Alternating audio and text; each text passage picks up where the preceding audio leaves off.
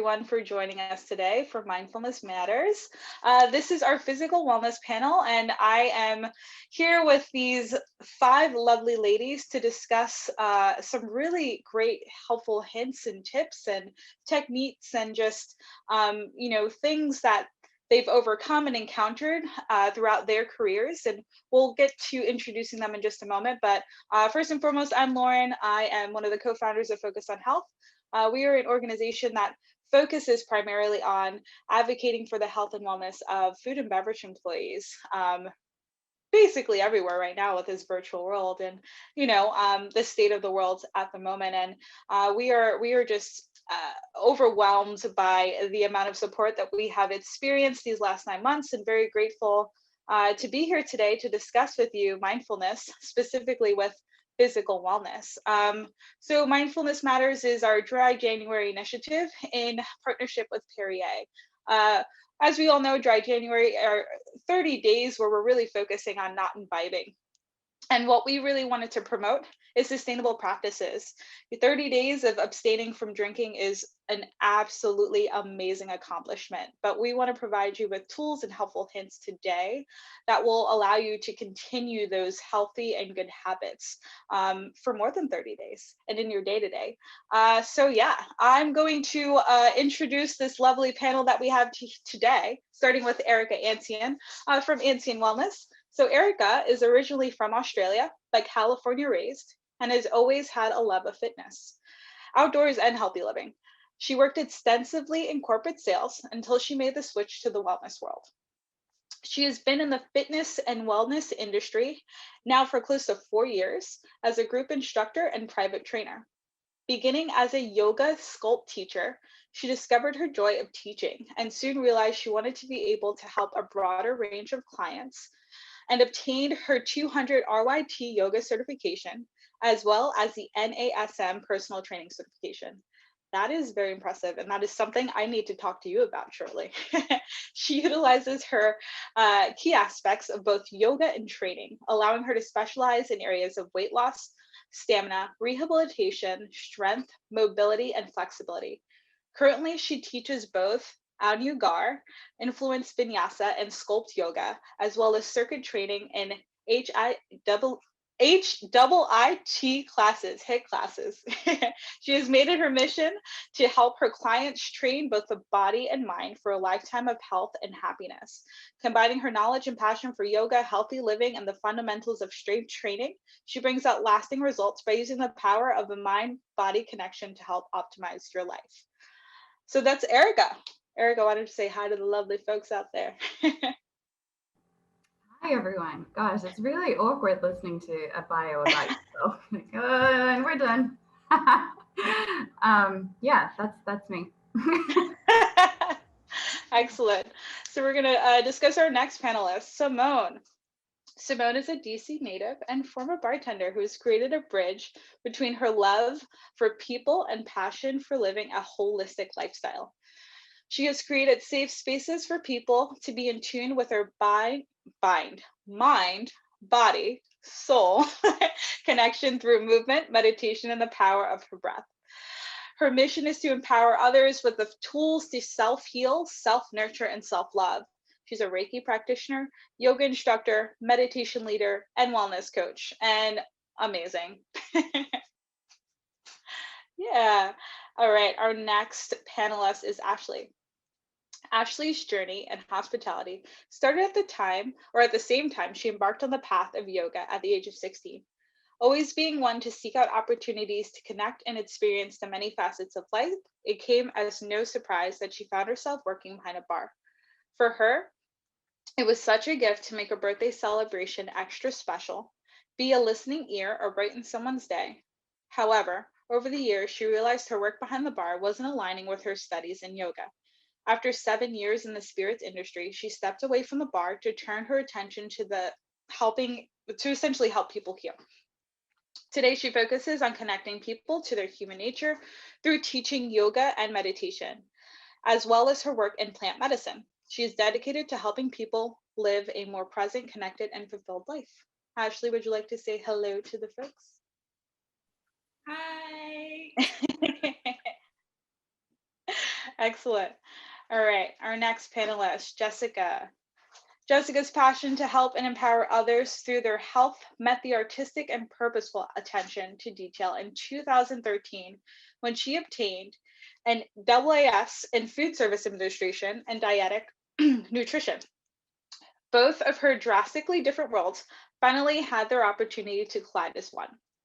Pushing her limits even further in 2015, she decided to take on competitive bodybuilding while bartending full time. The negative talk from coworkers and guests alike was disheartening, fueling her to succeed even further. A bartender that doesn't drink, a bartender that doesn't eat post-shift pizza, a bartender that's training by 9 a.m. next morning, unheard of, ridiculous. What are you doing, Jessica? Drinking a gallon of water, even while on a double. Yes, it was all possible. Proving that there can be a balance between life behind the bar and life lifting bars became her new motivation to help others find the same balance that helped her. Fast forward to 2019, while working at Forbes 5-star rated Vienna Miami Beach Hotel, Jessica got back to her dance roots, participating in Bacardi's first ever Rum Shaker bartender dance competition, an initiative to build strong, healthy habits in the local community of bartenders in Miami.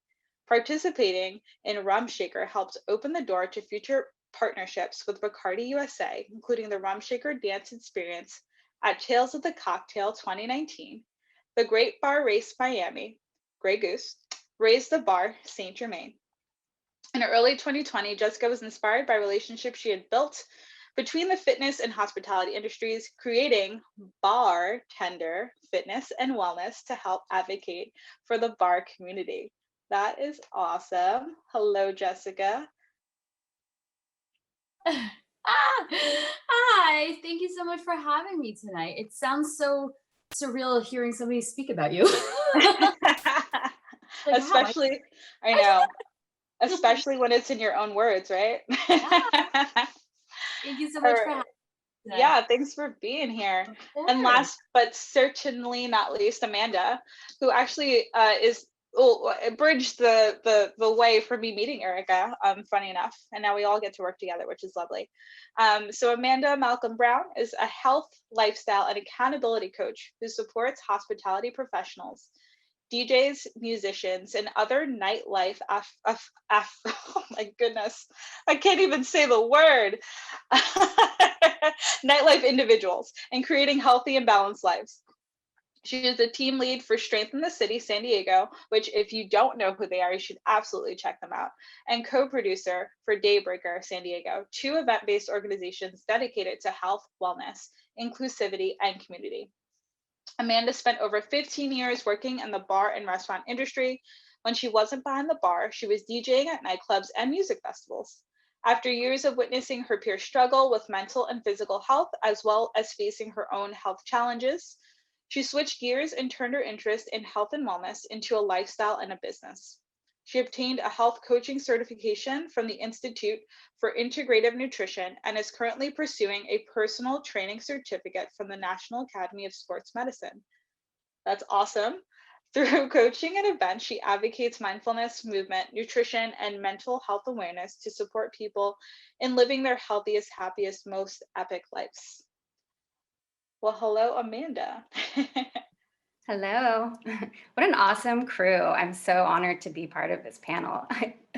Badasses. Yeah, it's a pretty epic group here. And so today we really wanted to discuss mind and body. So a clear distinction is often made between mind and body, but when considering mental health and physical health, the two should not be thought of as separate.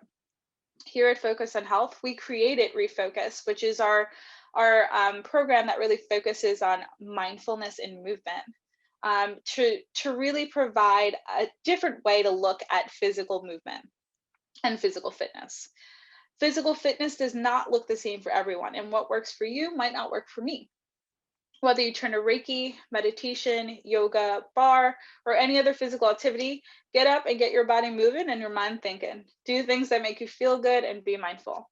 So I'm going to kick it off to Erica, who's really just going to start the conversation about why we're even talking about this today. Well, first off, thank you so much, Lauren. I feel like we need a bio on you. But being on this panel is a real honor. So thank you for setting this up. And back to your question, why are we talking about it? I think first and foremost, it's just not talked about a lot. Health and wellness in the hospitality industry have kind of always seemed like they're on opposite ends of the spectrum.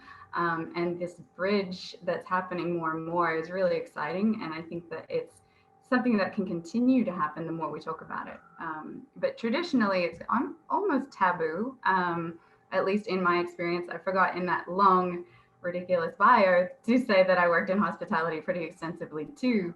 And from all sorts of roles, from hostess to event sales.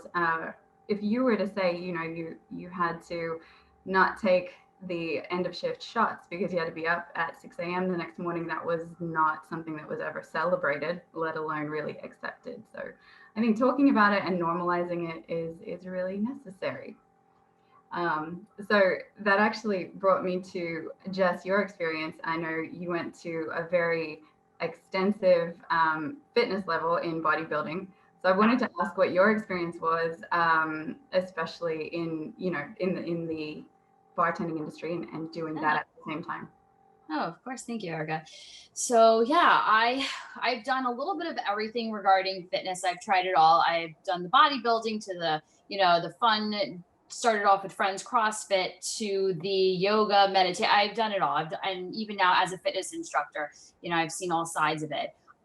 But it's definitely when you are, whether it's bodybuilding, whether you are a competitive athlete, you're an athlete of anything, triathlon, a runner, it doesn't matter what it is. When you have your sport, you have your goals, you have your agenda, and you are within, especially nightlife, I find. Nightlife is really challenging just because of the hours that are associated with it.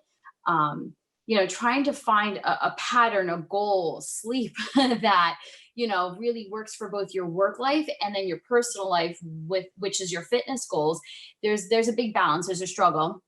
Definitely lots that, I had to give up. Not hanging with friends after shift, not participating in post-shift drinks.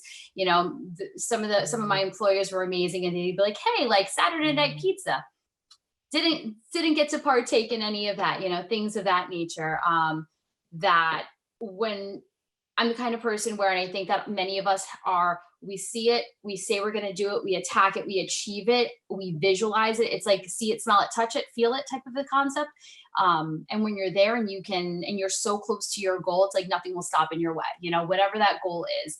And, I was able to successfully even push through the negative talk. I heard some really disheartening comments about, why bodybuilding, why whatever the sport is. And I just had to say it was a new challenge for me. It's something that I did to make myself happy. It wasn't about anybody else. It was, what I did to clear my head to put me in a better headspace so that I can come in here to work and be the best me behind the bar and give you the best service because I'm in a good mood. I feel great about it. And you're going to have an amazing experience. So there's a lot to play on that. There's a lot. Yeah, absolutely. Thank you for sharing that. Of course. Ashley, how about yourself? Did you also, so I know you eventually realized, yoga is the life for me, but were you playing that line for a while where you found conflict of interest in your surroundings at work versus what brought you joy? Yeah, I mean, I think it started for me when I first took my 200-hour teacher training. We had to read the Art of Living, which kind of outlines the Buddha Four Noble Truths and things like that.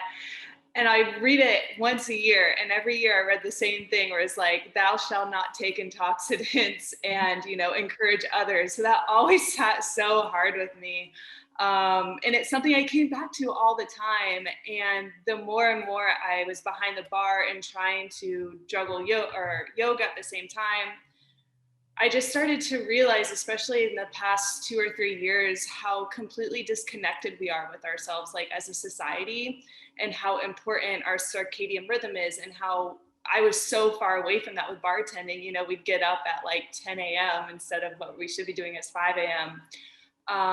So yeah, I felt like I lost touch with myself a little bit. And I feel like that's something maybe we all can experience especially today in society. I feel like the more comfortable society gets, the more dangerous it becomes, just because we have these creature comforts.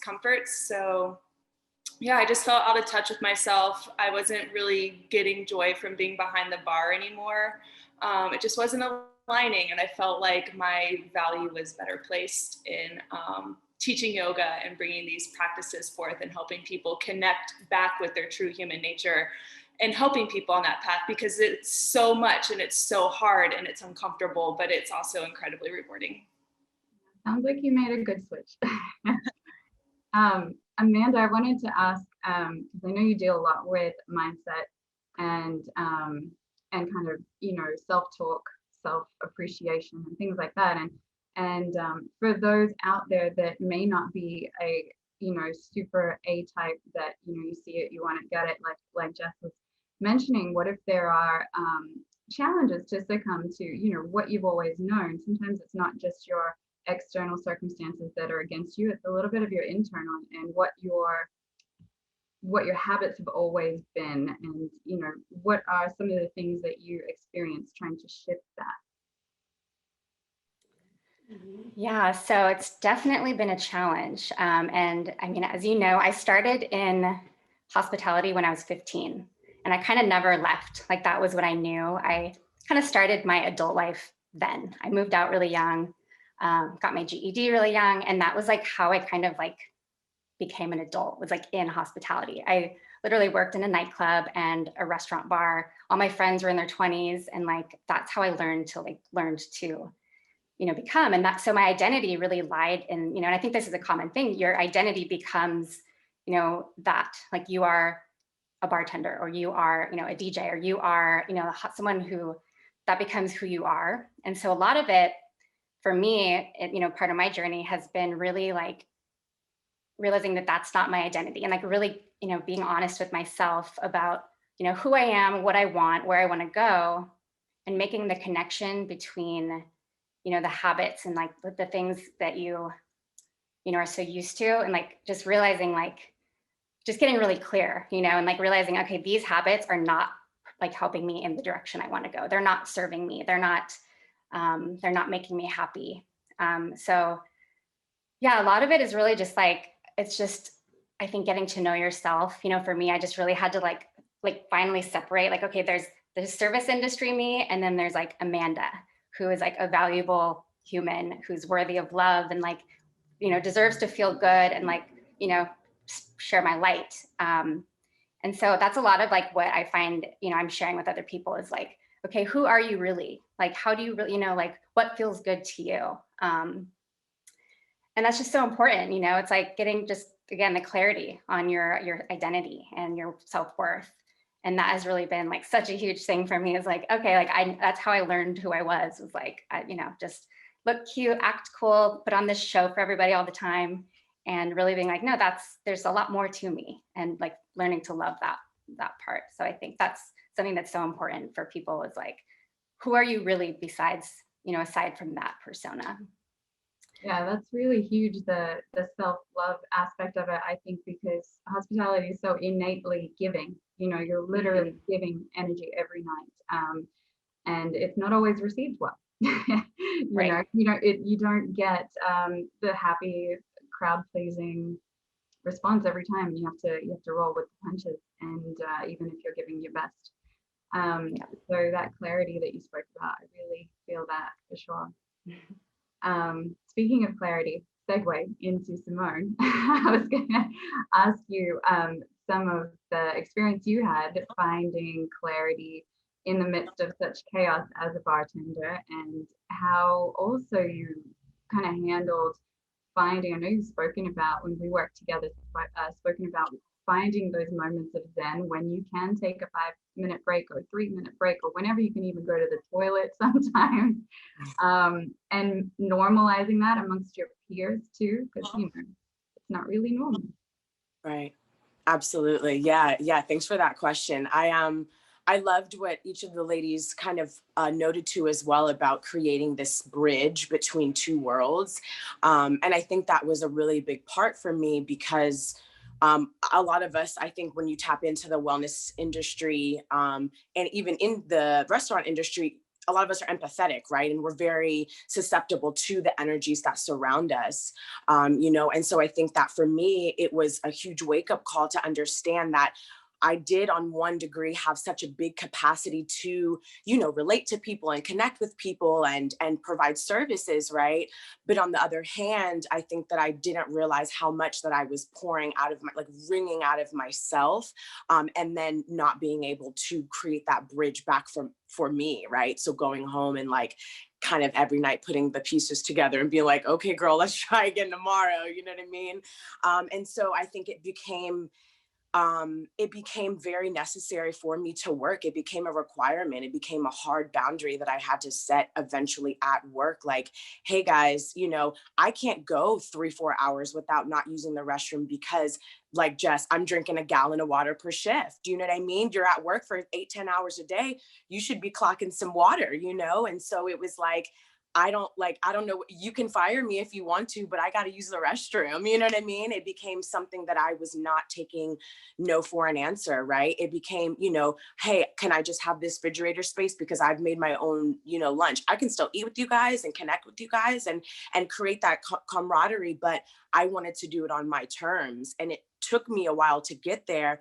But once I did, I could kind of see that other people were kind of influenced by it. And they were like, oh yeah, I guess I could just put my stuff in the refrigerator, you know what I mean, for later. I guess I could, drink water instead of a JMO shot every, 17 minutes. You know what I mean? It's like, yeah, we can have both. And just really inviting that duality into the space, kind of what Amanda was speaking to as well, like separating yourself, between this bartender personality, this character that you kind of emulate, and then this person who is just authentically and uniquely you, and making that a bridge in your own way. So yeah, that was kind of what I had to do for sure. Yeah, no, that's really, I love that you brought up being okay with doing these different things that aren't normalized, and asking for that literal or figurative space, whether it's in the fridge or it's in the ether, to have that space and be okay with being you and not having to fit a construct of the suit that you're wearing that night. So, I mean, obviously, I'm sure a lot of people share these same sort of feelings, and whether they're, where they are on their journey on the scale. The reason we're talking about it is to make it more known and make it more accessible. And this bridge that we keep talking about is really about the solutions that we can come up with. So, and feel free, anyone, to jump in. What sort of solutions, would you say are accessible if you're just starting on this path and you're like, all right, I want to be better to myself, I just don't know how? Yeah. I think if I could speak to that, sorry, since I'm off of mute, Yeah. You said something that kind of got my memory jogged. I think because when I was reflecting on this question, it was kind of a loaded question, and I was like, there's so many solutions, but because I think what all of us kind of believe is that this process really starts within yourself. With this self-realization about, okay, I am a co-creator in this life, and I do have the power to really shift my reality and how I affect others, and more importantly, myself. And so I think the solution is that there isn't a specific solution. There isn't a one note, one size fits all solution. And I think even introducing that to the conversation kind of, one, will empower everyone to really be creative and imagine, what they can build for themselves, but then also to kind of move away from this, the societal norms that tells us it's like, you should kind of have to copy and paste what everybody else is doing. So just kind of starting where you are and being okay with that, I think is for me the best bet. But yeah. Yeah, I love that. I love the starting where you are concept, because there's really no other way to do it. If you, dive in to an extreme, say on the 2 days that you have off of work, and then the other 4 or 5 days where you have a shift, everything just slides downhill. It not only puts your body into a crazy rhythm, it puts your mind into a state of, I've failed for those 4 or 5 days, and I'm doing great on, you know, Sunday, Monday when I have off, if you have the manager's schedule, which I don't usually have. But any other solutions from you, ladies? I'll jump in real quick. Kind of like, I mean, what I was saying previously about, you know, your identity. I think that's such a huge thing for people to realize, like, working in nightlife hospitality is a unique, you know, it comes with its own unique set of challenges, right? And recognizing, like, so many people feel like maybe there's something wrong with them because they can't do what they see their other friends who have like more consistent hours, or, you know, they're hard on themselves. And so I think it really starts with like seeing how you see yourself and being like, you know, okay, like setting goals and being like, okay, I am someone who takes care of myself. You know, I am like, it really starts again, like with yourself and like your relationship to yourself, which again, like that's why meditation, mindfulness should start there, in my opinion. Just mental health, obviously, is just huge. So yeah, kind of went on a tangent, but. No, not at all.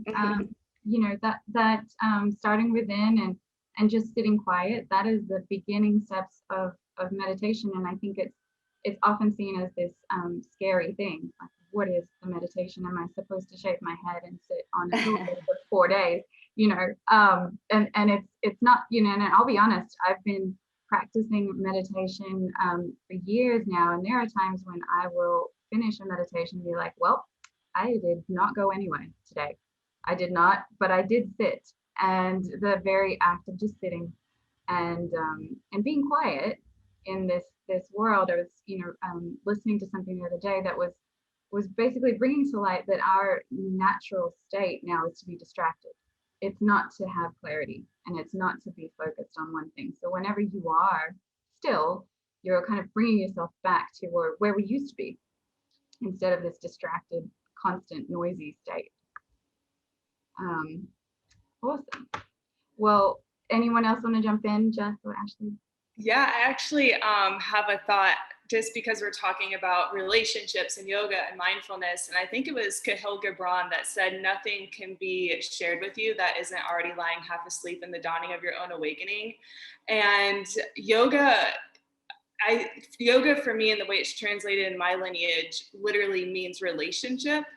And I think, like, in the West, yoga has been westernized to be about a warrior two or a handstand or whatever posture you see flowing through Instagram. But when you go back to like Patanjali's Yoga Sutras, he doesn't even mention one asana. Rather, it's Yoga Shita Vritta Nirodha. Yoga is the cessation of the fluctuation of the mind.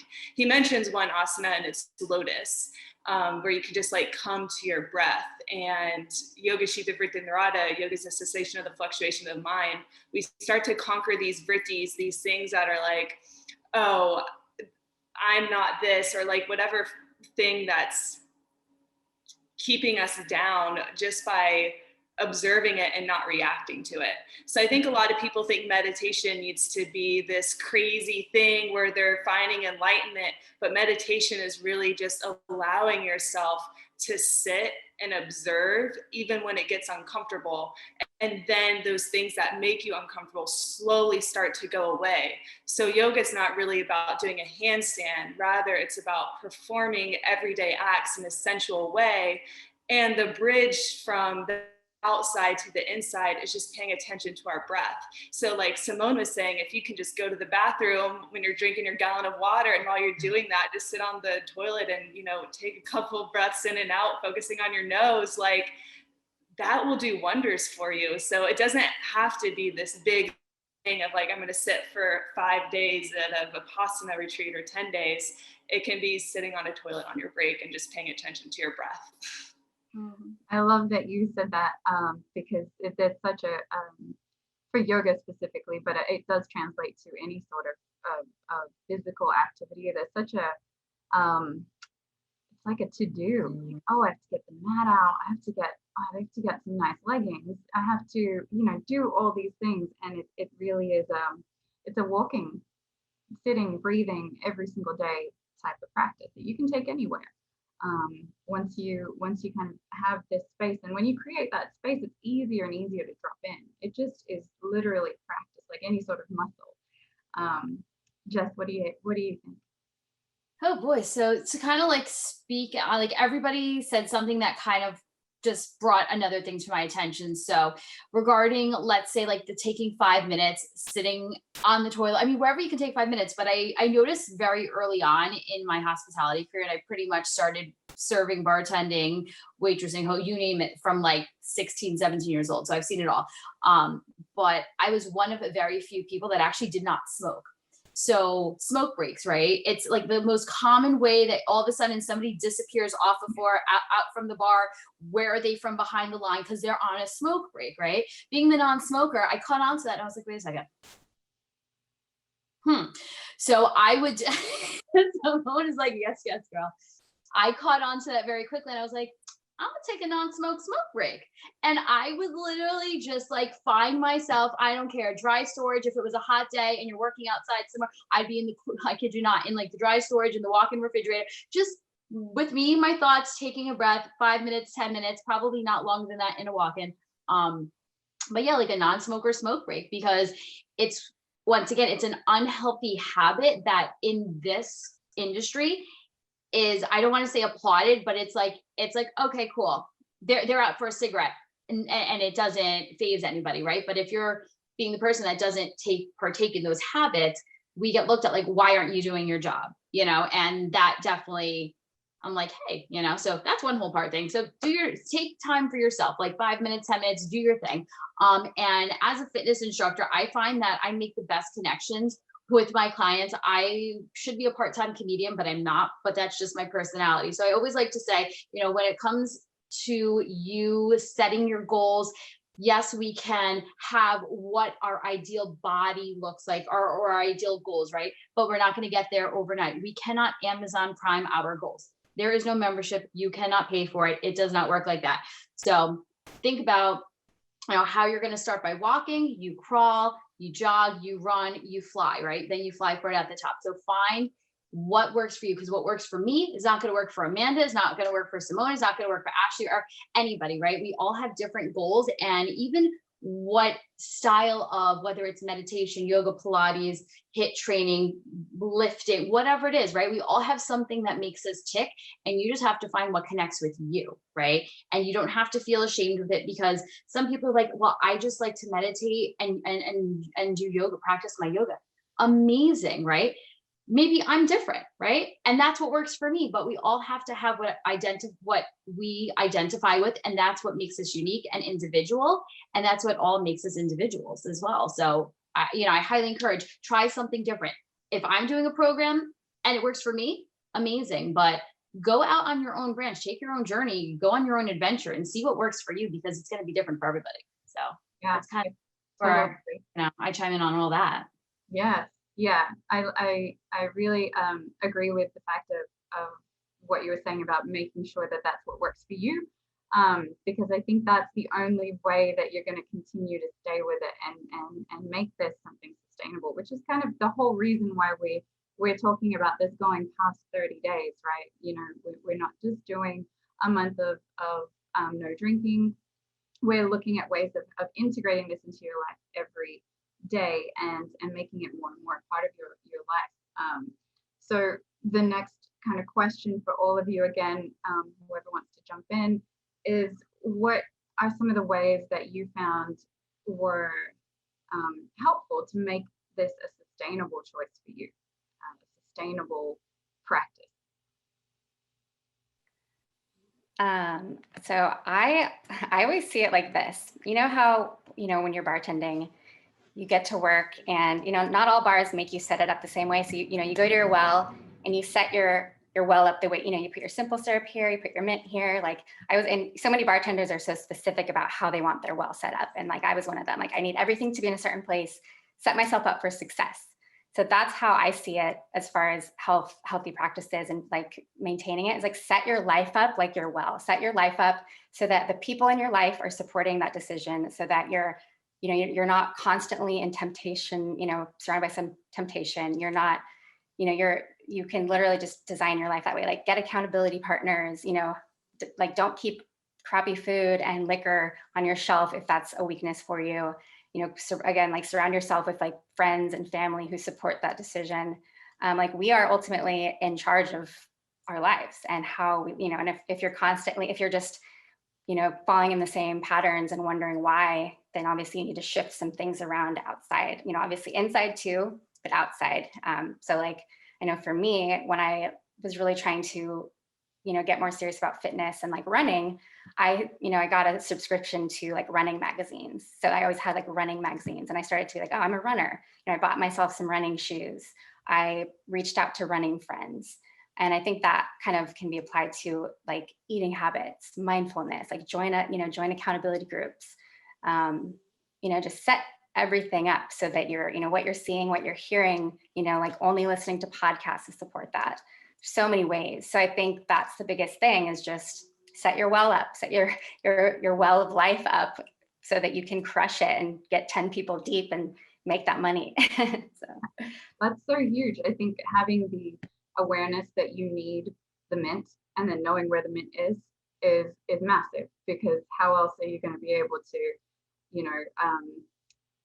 do the things that make you feel good.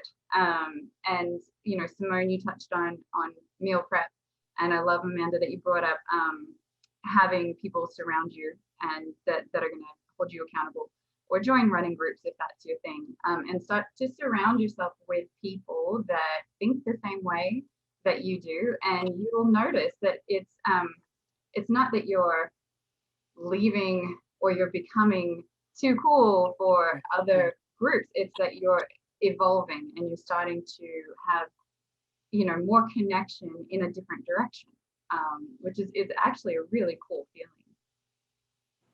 Does anyone else want to jump in? Yeah, well, I love that you said that. I think that we all know, life is kind of about direction rather than speed, right? And I think that that's a really big note, in this work. When we talk about time and we talk about all these like constructs, I think that nobody really focuses on like grace or ease or comfort or, any of those feelings, right? What Jess was saying earlier about just attainability of your goals and about making everything kind of like fit for your size, molding it for yourself. It's kind of like comedy, right? It's kind of like, your movie choices, your book choices, right? Like, I like this type of movie. I like this type of book. I like this type of drink and this type of food and all of that, right? And so making that easy and making it feel good. So your meditation doesn't have to be like, oh my God, I have to sit here and meditate. This is so stressful. You know what I mean? Like you can go for your walk, right? And you could be walking your dog and you could be listening to, something that is very meditative, and you can make the intention that this walk is my meditation for the day. This walk is to clear my mind, is to set my tone for the day, is to exercise and move my body. Those are all forms. I think that's why we all have been kind of talking to, all forms of meditation or mindfulness or, just connectedness with yourself. And so if you don't make it fun, or if you don't make it enjoyable, or if you don't feel like you're kind of getting anywhere because you're, copying a friend or looking at something that you've seen on Instagram, then yeah, it's going to feel like a chore. It's going to feel like another stress, another thing that I have to do. And then that's where the resistance comes, but if you make it something fun, you like Amanda was saying, if you go to work and you're like, girl, my well is set up and I'm about to make money and it's going to be a good night. And, and you feel good about that, right? Then you're going to have fun, right? You're like, yes, it's a fun vibe. You set that vibe. And so, your wellness and your mindfulness journey, I think should really reflect that as well. So, yeah. Yeah. I think setting aside that time, whatever it is, a walk, sitting down to meditate, whatever it is. In my own personal experience, I've found that if I'm able to do something of that nature, today it was to have time enough to neti pot. And if I'm able to do that first thing in the morning, I feel like that's a small win. You know, and it's different for everybody. You know, you hear a lot of high performers talk about a small win in the morning and make your bed, and that's going to make you feel good. And that doesn't make everybody feel great. You know, I have a girlfriend that she sets aside, you know, 15, 20 minutes to read. She's like, I never really cared whether my bed is made or not. So I read, I feel good about that. And you've taken that time to do something for yourself. So you already feel like, okay, I've taken care of me. I've done the thing that I wanted to do, and you're ready to kind of take on the rest of your day or your evening or your shift, whatever it might be. Anyone else? Yeah, I'll say something. Simone, I love what you said too. Like, I think that everything should be viewed as play. Otherwise, what's the point? You know, we've forgotten how to play. We're so busy working all the time. It's like, just play, have fun, and it will naturally come to you. But I did have another thought. I kind of have this weird thing because I started yoga before I got into the bar industry, and I lost my practice, you know, for a bit when I became a bartender, because I got so into, you know, the bartending culture, as it were, that my practice kind of fell to the wayside. And when I moved back to the States, I was trying to get back into my practice, and I felt kind of like other, you know, for doing these wellness things, for bringing my food to work, for not wanting to drink that much, for going home after work because I wanted to go take practice. So that can be kind of hard to navigate at first, those feelings, and they're very valid because you're kind of changing your world. But in that sense too, I would always say, like, you never know who you're inspiring as well, right? So even though you might seem like weird and like you might think people are judging you for doing this, they might actually be finding great inspiration for what you're doing. They just don't know how to communicate that, or they, you know, don't feel like they need to. So I don't know, I just wanted to say that because I know that sometimes these shifts can be really hard, and they can also be kind of alienating in ways. Absolutely. Jess, you were gonna pop on too. Yeah, so to kind of also once again speak to everybody's points, it wasn't until when I participated in the Bacardi program where I was like, wow, like, okay, now brands are getting involved. They are paying attention to our health, our wellness, our lifestyles, and they're supporting a healthier journey. And once I, you know, met local bartenders here in Miami, I was like, okay, cool. So we all like to dance together. We all like to have fun together. But then once we all got to know each other on like an individual basis, and they were like, wait a second, so you're a bartender and you're a fitness instructor? Like, even for them, they had a hard time being like, wait, I'm sorry, you're going where, at what time in the morning? You're like, it was like mind blowing to them. Okay. So of course, just genuinely me, I invited every one of them to my classes. Like, you guys want to cycle? You guys want to do bar? You guys want to do Pilates? I got you. Like, come, you're now my family. Right.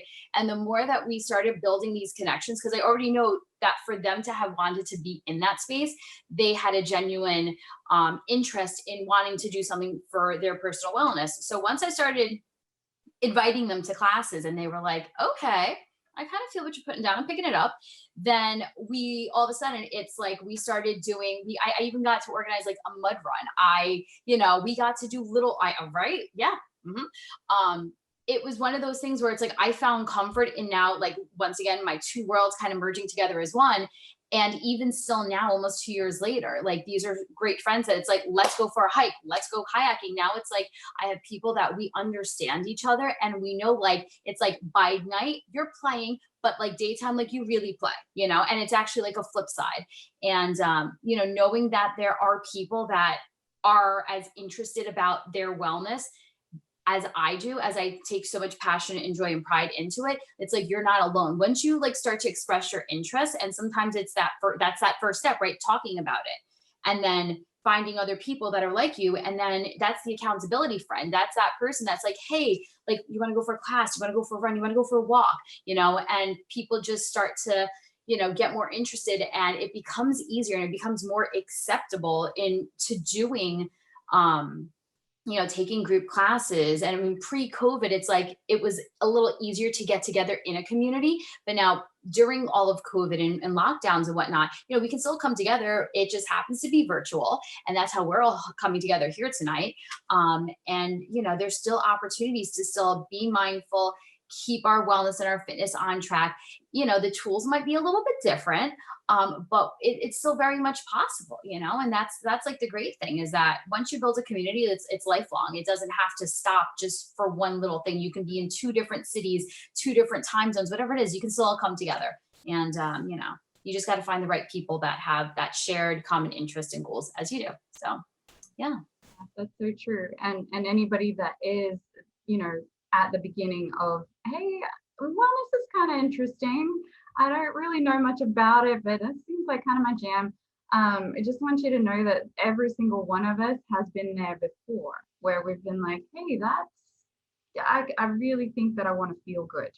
And every single one of us had no idea where to start. And we had somebody somewhere in our circle, in our realm that inspired us, that they moved with a certain type of swagger that was just, they had a pep in their step, they had a smile on their face, they were all about the green juice. And, they seemed like they had things really going for them in a way that we felt we didn't. So that also, it brings me to where we all are. And this is my favorite part, is where we get to shamelessly plug what we all do. So I will start with you, Jess, since you just finished talking, and we can kind of go backwards and just give us an idea of what's going on in your world, and any things that you have coming up and how people can be a part of your world. Yeah, no, of course. So, so Instagram first the shameless plug, is fit_fab_foodie NY, not Foodini. I am not a kitchen gadget. Although if I was to create one, that's what it would be called. So food, or excuse me, shall I say with fit, right? I love things that have to do with fitness. I love things that have to do with food, the hospitality industry, bringing people together, and fabulous. I also like unicorns. That's a side note. But my connections with people over the past few years have also led me to create what's called Bartender Fitness. And I pretty much have had the opportunity to work with the different brands where it's community events. Hey, Bacardi wants to take you, and we're going to take an outdoor cycling or a cycling class, or, Saint Germain wants to take us. We're going to do a stretching class, whatever it is. And just bringing people together. I have nothing to do with the physicality of consumption and drinking, right? I think that a lot of the brands now are looking for people like ourselves who understand both journeys and both pathways, that they are investing in us as people because we are longevity and the breath of fresh air that will also take their brands and be like, hey, you know what?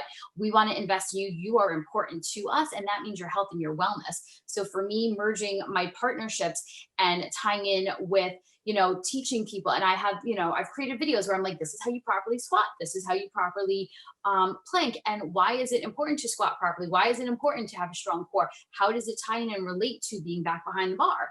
So I've done a lot of, sessions and videos and tutorials and plank challenges and squat challenges and just trying to get everybody engaged. But back to what I do, I've taken, because of COVID, a lot, my classes are primarily online. So I have online Zoom sessions. I do one-on-one training sessions, working with another female bartender who's actually also based out of Miami. So we're doing a new concept called Burn and Flow. So I'm the burn, I'm the sculpting Pilates aspect of it, and she's the flow, the vinyasa flow with the meditation afterwards.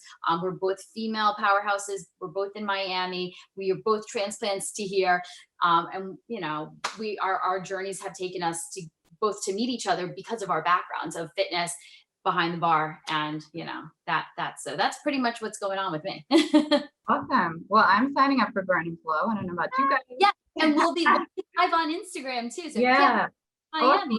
Awesome. Awesome. I think we are, as far as what we're doing this in January. So Simone, what do you have coming up as far as next year, 2021? Yeah, so there's not a whole lot that I can speak to right now. Right now, everything's kind of in the works, but I am dropping another course. I did one earlier last year, and it was again really tapping into the tools and the shifts and perspectives and all of that we kind of ignore, and being able to apply them to your life. So whether you're in the wellness industry, the restaurant industry, whether you're an accountant, whether you're, like a mom at home, being able to kind of empower yourself with the tools that you already possess. And so that will be out. My Instagram is SISUX.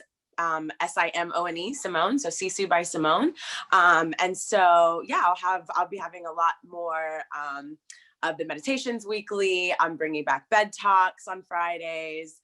So a lot more engagement for the new year. I've been doing a lot of traveling, so I think this time is really for me, but I'm excited to bring in 2021 in a good light. We're hoping for that. So yeah. Stay tuned. Awesome. Good stuff. Amanda, I know we can find you on Instagram. What else have you got going on? What is your Instagram, first off?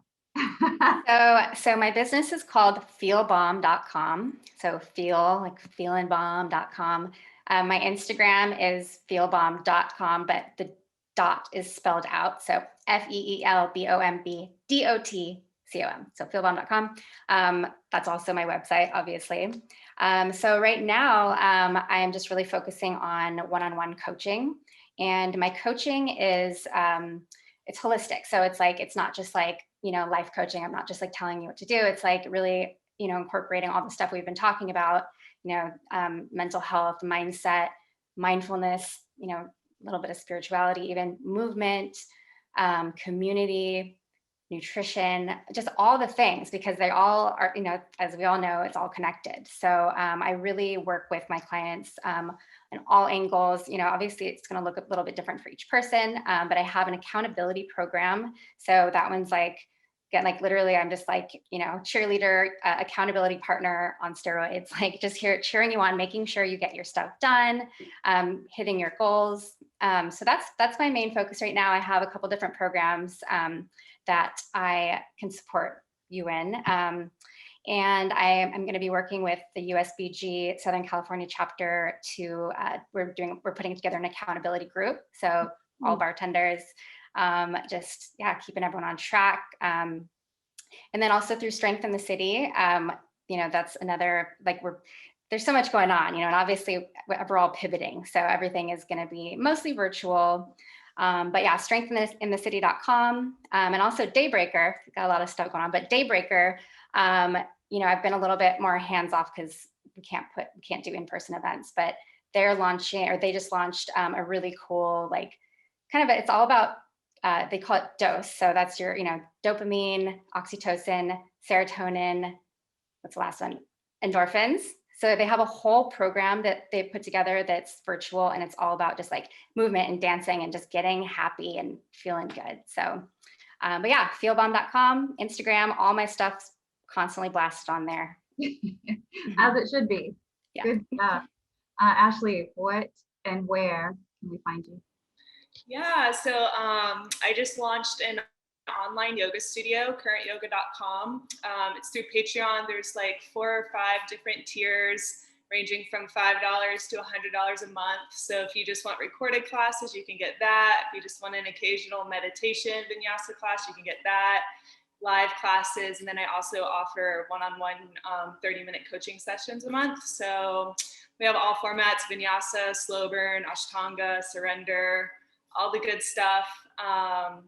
And then if you wanted to take your sober month even further, I'm doing a 21-day group cleanse. I think it'll probably start the second week of January. And in that group cleanse, we eliminate the 5 inflammatory agents. So alcohol, caffeine, animal products, gluten, and sugar. Some go so far as to eliminate social media. It's amazing. And we replace all of those with prana rituals. So your gratitude journal, yoga meals, which just really teaches you how to eat, because how you eat is just as important as what you eat. Daily yoga practice, meditation, and restful sleep. So if you're interested in that, please get at me. I'd love to talk to you about it. The first time I did that cleanse, it was wild. It changed my perspective on so many things. So that's me. That's awesome. Well, I know what I'm doing. I'm signing up for Burn and Flow, bedside talks. I'm getting an accountability partner and checking out dose. And I'm also going to do a group cleanse. Really excited for everybody. As far as I go, I'm also a bit like you, Simone. I got a little bit of stuff floating in the air. I'm taking most of my practice online now. So I'm offering through the end of January, offering a sign up special for new clients. And then I'll be doing a 30 days of nourishment in February. So that will be an integrative program for people to take that will include movement, meditation, and your menu. So taking a look at, you know, the things that you put in your body, the things you do with your body, and what you do with your mind. So that's kind of what I have going on. And you can find me on Anshin, can't even say my last name, AnshinWellness.com, and that's the same as my Insta. So I can't say enough how awesome it was to be able to chat with every single one of you. Again, thank you to Focus on Health for having us. And I will do one last round robin question. If you could keep it as short as possible, because we've got about 5 minutes actually. But I wanted to ask, because of the nature of wellness and how many different facets it has, you know, it's like be productive and make the most of your day, but also get 8 hours of sleep. And it's like be a socialite and take care of your mental health, but also be in solitude. And so there's a lot of things that might seem overwhelming for anyone. You know, we've talked or touched on it a little bit, but as one takeaway, if someone wanted a tip as to, you know, this overwhelming aspect of wellness, if each of you could give me a tip for them to take with them, whoever unmutes first, go for it. Not all at once, good. Go on. So I think that, sorry, I just totally lost my train of thought. Yeah, so I think it's just really important to listen, just be honest with yourself and listen to yourself. That's, you know, like we've kind of talked about before, you know, everyone kind of touched on this, everyone's different. And so instead of trying to mold your health or your wellness or like what, you know, trying to make it look like someone else's health and wellness, really be honest with yourself and, you know, stay true to what feels good to you and what feels authentic to you. And so I think that's the biggest thing is like, shut out the noise and just listen to what feels good to you. So. Yeah. Mine's kind of in the same light. Just take out 5 minutes of your day at least, maybe more if you want, but at least 5, and just focus on your breath as it comes in, as it comes out. Just really inhale, exhale, paying attention to your upper lip crease, noticing the temperature, how warm it is as it enters, the coolness as it enters, the warmness as it leaves. Great change often comes from small actions. So even just 5 minutes a day, who knows where that can take you. Ashley, with all the quotes today, I love it. All right, Simone, what do you have? I have 2 quick ones. So the first one is that consistency is the cheat code to life. Being consistent in whatever you're doing, whether it's 5 minutes, whether it's, you know, planning to run a marathon, whatever, it's about, you know, not feeling guilty if you fall off the wagon. It's just about getting up the next day. You know what I mean? Everybody falls off, everybody, and it's totally okay. And make yourself your vantage point, you know, always come back to your needs, your wants, your desires, your joys, what makes you happy, you know, everything that has to do with you. When you are happy, when you are feeling good, that's what overflows, you know, to your workspace, to your personal life, your relationships, whatever. So yes, Love you got it. Good. Jess, what do you have? All right. I think I have 2 as well. So one of them, I feel I'm actually quoting way back when to RuPaul. He had a talk show at one point, but he always used to sign off his show. I don't know if you guys might remember. This is like a throwback. This is like 15 plus years ago.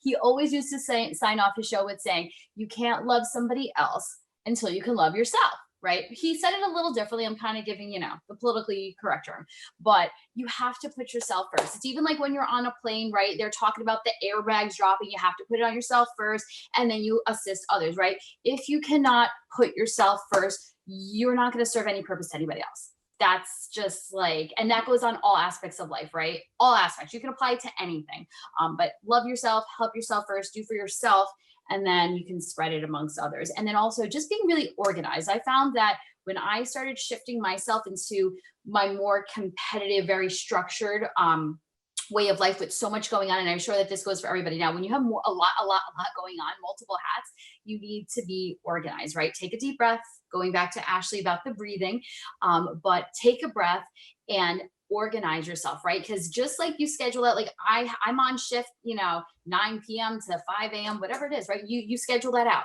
You schedule that time for yourself. You're important enough. You deserve it. That's always what I tell my clients. You're important enough. You deserve it, right? Love yourself first. RuPaul. Yeah, I love all of those. If there's anything that I would say, it's have a beginner's mind. Begin wherever you are, because even for anyone who's been in the wellness game for 10 plus years, 20 years, you're continually learning. You're continually beginning your journey every day. So it doesn't matter if you've had experience, if you haven't, if you've been a runner and you're like, I know my wellness game, I've got this under control. Truth is that changes. So you're always beginning again. And as you can see, you've got tons of resources here just with these 4, I'll include myself, 5 people, lovely, talented, powerhouse women. So really appreciate your time, guys. And I also just want to say thank you to Perrier as well, who is sponsoring this. And yeah, just believe that it's not just a 30-day anything. You can continue. Day 31 is one of the biggest, most celebratory moments, is when you do something a little bit past what you intended and you see that you're a lot stronger, healthier, more nourished, more fulfilled, sexier version of yourself. That very next day is really where it's at. So just keep going. Awesome, guys. We're going to sign off here, I guess, and have a wonderful evening. I'll see you soon on the gram. Bye.